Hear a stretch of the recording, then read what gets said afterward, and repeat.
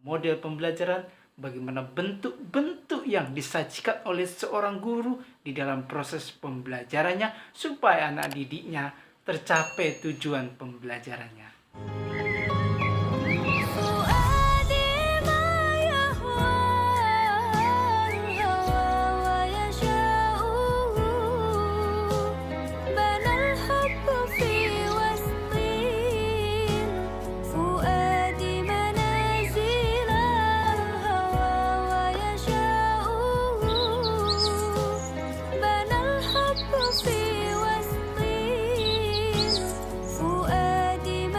Assalamualaikum warahmatullahi wabarakatuh.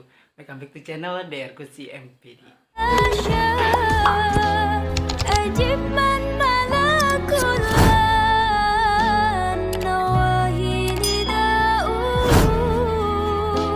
Mahasiswa, mahasiswi, sobat-sobat di channel yang dirahmati oleh Allah Subhanahu wa Ta'ala. Di perkuliahan hari ini saya akan menjawab tentang pertanyaan dari seorang mahasiswi untuk menanyakan tentang model pembelajaran. Itu saya juga akan join kolaborasi mahasiswi yang cantik, pintar, dan soleha. Ajak kenalan. Akan menyampaikan. Assalamualaikum warahmatullahi wabarakatuh. Nama saya Meli Urifatul Afiyah, NIM 1817-402280. Ya, saya akan memberikan sebuah langkah-langkah untuk bagaimana cara kita menerapkan sebuah strategi pembelajaran Pak Ikem, yaitu pembelajaran yang aktif, inovatif, kreatif, efektif, dan menyenangkan. Itu tetap di channel kesayangan Anda supaya memperoleh ilmu pengetahuan tentang strategi pembelajaran Al-Quran dan hadis. Langsung kita ke materi. Cek cus.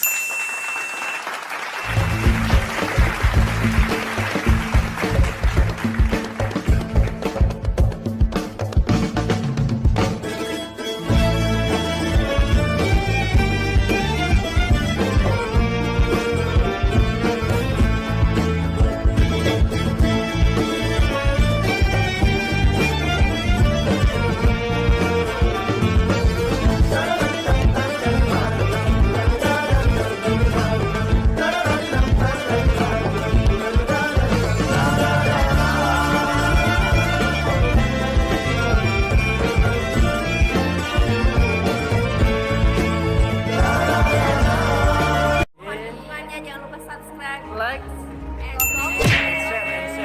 Jangan lupa share juga ya. tekan tombol loncengnya. Model yang terbayang di gambar kita adalah Luna Maya.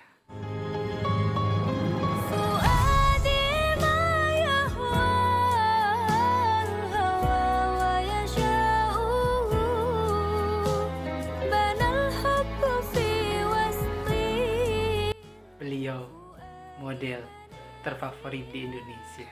Akan tetapi model pembelajaran tentunya berbeda. Tidak sama dengan model yang ditampilkan oleh artis-artis. Iya. Model pembelajaran di sini adalah sebuah bentuk dari pembelajaran itu yang sudah direncanakan dari awal hingga akhir sampai tujuan tercapai di dalam proses pembelajaran.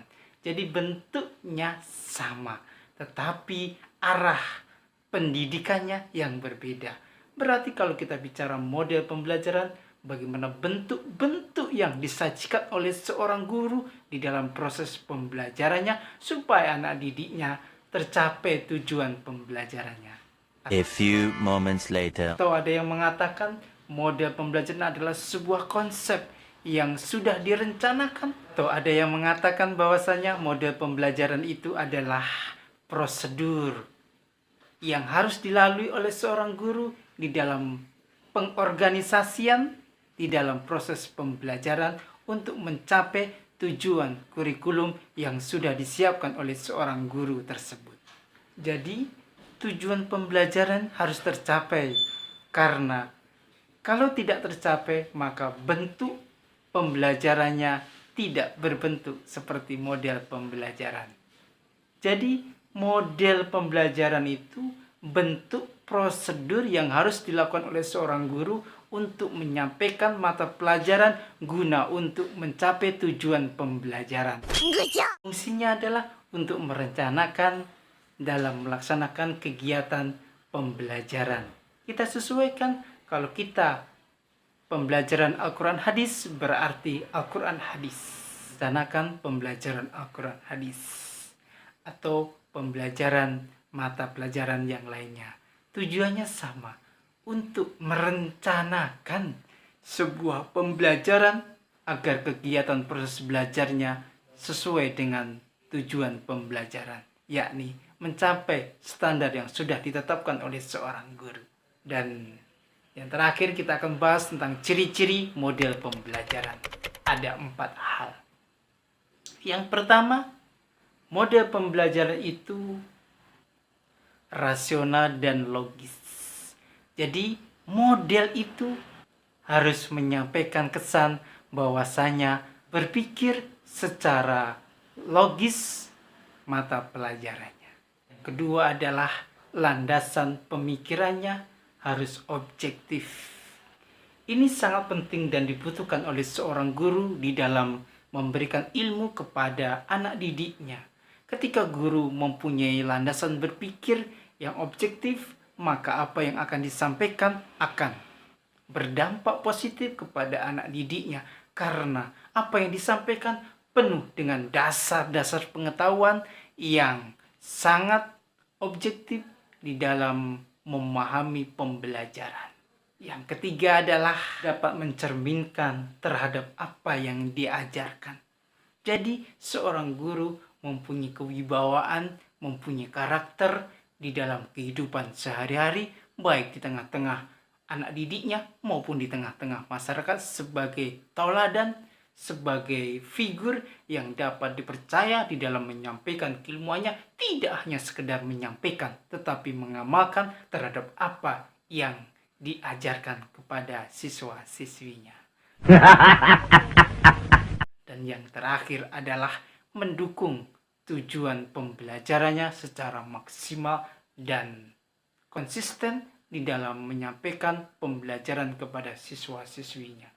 Jadi banyak sekali dukungan-dukungan yang diberikan oleh seorang guru di dalam proses pembelajaran untuk menguatkan mata pembelajaran yang disampaikan kepada siswa-siswinya, sehingga siswa-siswinya merasa bahwasanya di dalam pembelajaran dinaungi dan dilindungi oleh seorang guru.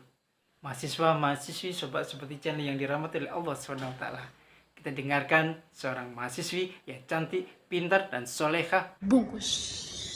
akan menyampaikan tugas kuliahnya. Nah, strategi pembelajaran Pak Ikem ini adalah sebuah strategi pembelajaran yang memungkinkan peserta didik itu untuk mengerjakan kegiatan yang beragam dalam rangka mengembangkan keterampilannya dan pemahamannya begitu.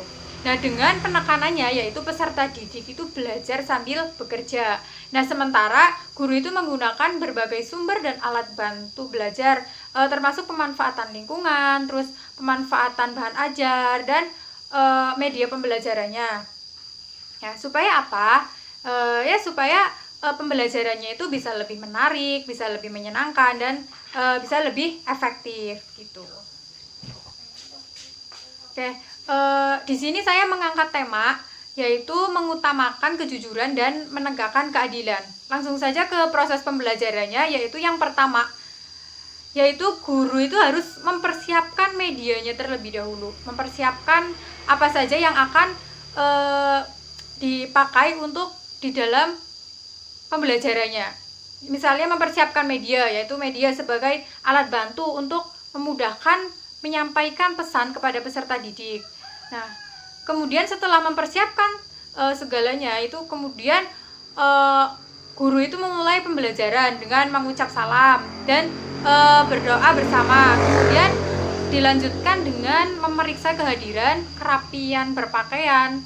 Kemudian untuk posisi tempat duduk juga disesuaikan dengan kegiatan pembelajarannya. Nah, di sini penataan bangku itu diharapkan itu yang fleksibel, jadi siswa itu dapat bebas bergerak dan menjadikan siswa itu aktif dan lebih kreatif untuk mengikuti pelajaran. Nah, jadi ini merupakan inovasi-inovasi yang dilakukan guru agar kelasnya itu menjadi aktif, menjadi menyenangkan, kemudian serta menjadi efektif gitu. Dan tentunya guru itu menggunakan metode yang variatif ini sesuai dengan mata pelajaran dan kondisi siswanya. Nah, kemudian tahap selanjutnya yaitu guru itu mengajukan sebuah pertanyaan secara komunikatif tentang materi yang telah dipelajari pada pertemuan kemarin, dan setelah itu guru itu memberikan sebuah gambaran untuk materi yang akan dipelajari atau yang akan dibahas pada pertemuan sekarang, seperti itu. Kemudian setelah itu guru itu menyampaikan sebuah tujuan pembelajarannya, yaitu mendeskripsikan pengertian jujur, kemudian mendeskripsikan pengertian adil, menyebutkan dalil naklinya, terus nanti juga guru itu akan menyajikan sebuah contoh perilaku yang adil dan jujur, agar nantinya bisa dipetik hikmahnya untuk diperlakukan sehari-hari oleh peserta didik di rumahnya, di sekolahnya maupun di masyarakat. Nah, kemudian setelah itu, setelah guru menyampaikan tujuan pembelajarannya, guru itu mulai meminta peserta didik untuk mengkaji dan mencermati sebuah video tentang materi mengutamakan kejujuran dan menegakkan keadilan. Nah, kemudian setelah peserta didik itu mengkaji dan mencermati video, peserta didik itu mengemukakan pendapatnya tentang hasil kajiannya dan pencermatannya, begitu. Kemudian guru itu memberikan penjelasan tambahan dan penguatan terhadap hasil pencermatan peserta didik tersebut. Nah, setelah itu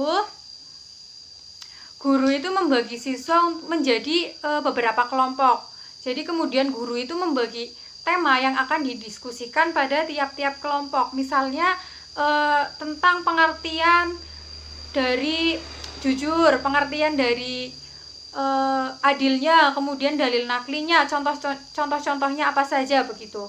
Nah, kemudian setelah didiskusikan, guru itu meminta perwakilan dari tiap-tiap kelompok itu untuk mempresentasikan hasil dari diskusinya di depan kelas. Nah, setelah presentasi selesai, kelompok yang lain itu menanggapi hasil presentasi dari temannya tersebut. Nah, kelompok yang mempresentasikan tersebut diberikan kesempatan untuk mempertahankan hasil diskusinya. Ya, apabila siswa itu tidak mampu menanggapi, maka dia dibantu oleh kelompoknya. Ya, kemudian secara bergantian masing-masing kelompok itu mempresentasikan hasilnya dan kelompok lainnya itu memperhatikan atau menyimak dan memberikan tanggapannya, begitu.